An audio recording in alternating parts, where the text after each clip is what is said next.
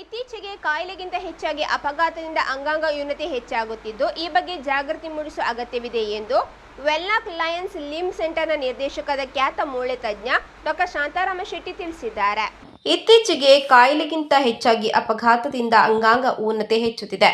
ಈ ಬಗ್ಗೆ ಜಾಗೃತಿ ಮೂಡಿಸುವ ಅಗತ್ಯವಿದೆ ಎಂದು ವೆನ್ಲಾಕ್ ಲಯನ್ಸ್ ಲಿಂಬ್ ಸೆಂಟರ್ ನಿರ್ದೇಶಕ ಖ್ಯಾತ ಮೂಳೆ ತಜ್ಞ ಡಾಕ್ಟರ್ ಶಾಂತಾರಾಮ ಶೆಟ್ಟಿ ಹೇಳಿದ್ದಾರೆ.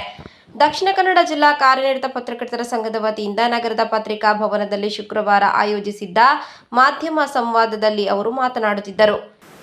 ಇಂಟರ್ನ್ಯಾಷನಲ್ ಕಂಪನಿಯವರು, ಜರ್ಮನ್ ಕಂಪನಿಯವರು ನಮ್ಮ ದೇಶದಲ್ಲಿ ಉತ್ಪಾದಿಸ್ತಾ ಇದ್ದಾರೆ. ಇದೇ ಕಾಲಿಗೆ ಅವರು ಸಾಧಾರಣ 1.5 ಲಕ್ಷದಷ್ಟು ಚಾರ್ಜ್ ಮಾಡ್ತಾ ಇದ್ದಾರೆ. ಹಾಗಾಗಿ ಇದು ಸಾಧಾರಣ 1/3 ಕಾಸ್ಟಿಂದ ನಾವು ಇದನ್ನು ಕೊಡ್ತಾ ಇದ್ದೇವೆ. ನಿಮಗೆಲ್ಲರಿಗೂ ಗೊತ್ತಿದ್ದ ಹಾಗೆ ನಮ್ಮ ದೇಶ ಇಡೀ ಅಂತಾರಾಷ್ಟ್ರೀಯ ಮಟ್ಟದಲ್ಲಿ ಆಕ್ಸಿಡೆಂಟ್ನಲ್ಲಿ ಮೊದಲನೇ ರ್ಯಾಂಕಿನಲ್ಲಿದ್ದೇವೆ. ನಾವು ಕೆಲವರಲ್ಲಿ ಭಾಳ ಹಿಂದೆ ಇದ್ದೇವೆ, ಕೆಲವರಲ್ಲಿ ಭಾಳ ಮುಂದೆ ಇದ್ದೇವೆ. ಆ ಮುಂದೆ ಇದರಲ್ಲೇ ದುರದೃಷ್ಟವಶಾತ್ ಇದು ಆಕ್ಸಿಡೆಂಟ್ ಇದೆ, ಹೈಯೆಸ್ಟ್ ನಂಬರ್ ಆಫ್ ಆಕ್ಸಿಡೆಂಟ್. ನಾವಿಲ್ಲಿ ಕೂತ್ಕೊಂಡಾಗ 4 ಮಿನಿಟಿಗೆ ಒಬ್ಬ ಆಕ್ಸಿಡೆಂಟಿಂದ ಮರಣವಾಗ್ತಾ ಇದ್ದಾನೆ. ಸಾಧಾರಣ 15 ಜನ 1 ಮಿನಿಟಿಗೆ ಆಕ್ಸಿಡೆಂಟಿಗೆ ಸುತ್ತಾಗ್ತಾ ಇದ್ದಾರೆ. ಹಾಗಾಗಿ ಇದನ್ನೆಲ್ಲ ಮನಗೊಂಡು ಕಾಲು ಜಗ್ಗಿ ಹೋಗಿ ಅದನ್ನು ಸರಿ ಮಾಡಲಿಕ್ಕೆ ಆಗುತ್ತಿಲ್ಲ. ಅಂಥ ಪರಿಸ್ಥಿತಿಯಲ್ಲಿ ಕೃತಕಾಂಗವನ್ನು ಇಟ್ಟುಕೊಂಡು ಅವರು ನಾರ್ಮಲ್ ಜೀವನವನ್ನು ನಡೆಸ್ಬೋದು. ಆದರೆ ಅದೇ ಮಾತಿನಲ್ಲಿ ಅದು ಭಾಳ ಬೇಜಾರಾಗ್ತದೆ ಕೆಲಸ ಹೇಳುವಾಗ.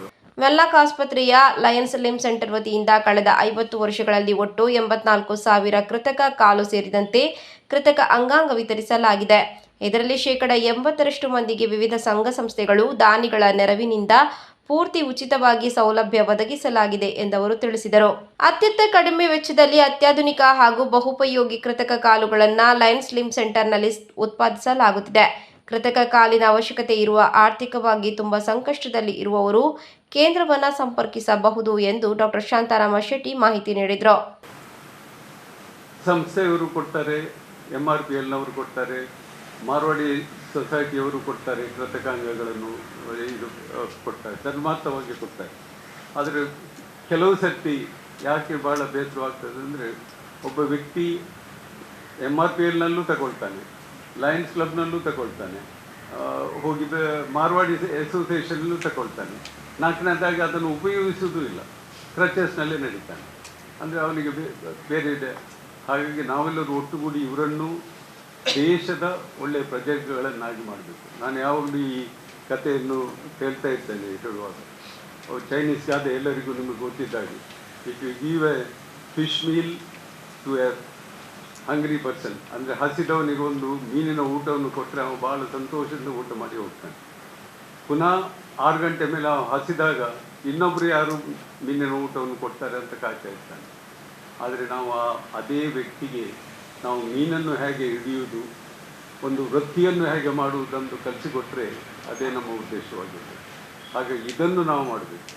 ಬರೀ ಕೃತಕ ಅಂಗಗಳನ್ನು ಕೊಟ್ಟು ಅವನನ್ನು ಕಲಿಸಿದರೆ ಅವನ ಮನೆಗೆ ಹೋಗಿ ಯಾರ ಧರ್ಮಕ್ಕೆ ಕೊಟ್ಟರು ಅದನ್ನು ಹಾಕ್ತೇನೆ, ಇಲ್ಲ ಅದು ಹಾಕುವುದಿಲ್ಲ. ಅದನ್ನು ಒಬ್ಬ ಉತ್ಪನ್ನ ವ್ಯಕ್ತಿಯಾಗಿ ದೇಶದ ಅಭಿವೃದ್ಧಿಗೆ, ತನ್ನ ಕುಟುಂಬದ ಅಭಿವೃದ್ಧಿಗೆ, ತಮ್ಮ ಸಮಾಜದ ಅಭಿವೃದ್ಧಿಗೆ ಆತ ಏನು ಮಾಡಬಲ್ಲ ಎಂಬುದು ಭಾಳ ಮುಖ್ಯ.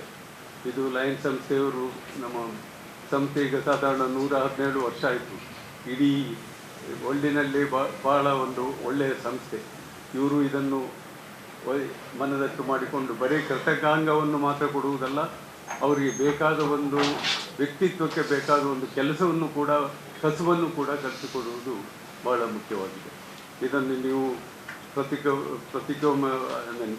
ಪ್ರೆಸ್ ಕ್ಲಬ್ಬಿನವರು, ಸಾರಿ ನಾನು ಕನ್ನಡ ಪಟ ಬರೋದಿಲ್ಲ, ಪತ್ರಿಕಾ ಉದ್ಯಮಿಗಳು ಇದನ್ನು ಮನದಟ್ಟು ಮಾಡಿಕೊಂಡು ನಾವು ಏನು ಮಾಡಬಲ್ಲೆವು ಇವರಿಗೆ ಎಂಬುದು ಬಹಳ ಮುಖ್ಯ.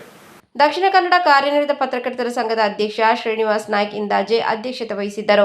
ವೆನ್ಲಾಕ್ ಆಸ್ಪತ್ರೆಯ ಲಯನ್ಸ್ ಲಿಂಬ್ ಸೆಂಟರ್ ಕೋಶಾಧಿಕಾರಿ ಡಾಕ್ಟರ್ KR ಕಾಮತ್, ವ್ಯವಸ್ಥಾಪಕ ಸುರೇಶ್ ಶೆಟ್ಟಿ, ಪ್ರೆಸ್ ಕ್ಲಬ್ ಅಧ್ಯಕ್ಷ PB ಹರೀಶ್ ರೈ, ಕಾರ್ಯನಿರತ ಪತ್ರಕರ್ತರ ಸಂಘದ ಪ್ರಧಾನ ಕಾರ್ಯದರ್ಶಿ ಜಿತೇಂದ್ರ ಕುಂದೇಶ್ವರ್ ಉಪಸ್ಥಿತರಿದ್ದರು. ಕೋಶಾಧಿಕಾರಿ ಪುಷ್ಪರಾಜ್ BN ಕಾರ್ಯಕ್ರಮ ನಿರ್ವಹಿಸಿದರು.